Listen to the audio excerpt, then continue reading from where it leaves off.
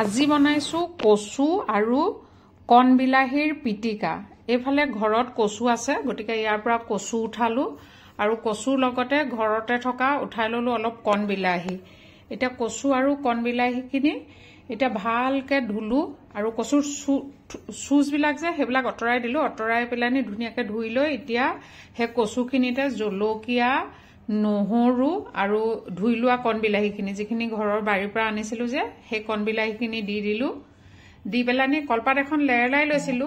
এতিয়া সেই কলপাতেৰে এইখিনিক এটা ডাবুল লেয়াৰত বান্ধি দিলো। যদি ডাবুল লেয়াৰত নাবান্ধে ফাটি যোৱাৰ চান্স থাকে, সেইকাৰণে ডাবুল লেয়াৰ কৰি দিলো। তাৰপিছত এইফালে গেছ জ্বলাই কেৰাহী এখন পাতি তাত এই টোপোলাটো দি তাত দি দিলো এটা শিলগুটি আৰু দি দিলো ঢাকোন। এতিয়া প্ৰায় 10 মিনিটৰ পিছত আমাৰ এই পিটিকাখিনি ৰেডি হৈ গ'ল। ইয়াত এতিয়া সোৱাদ অনুসাৰে নিমখ দিলো আৰু অকণমান মিঠাতেল দিলো। দি পেলানি হাতেৰে ধুনীয়াকে পিটিকি দিলো আৰু আমাৰ ফাইনেলি কচু পিটিকা ৰেডি হৈ গ'ল।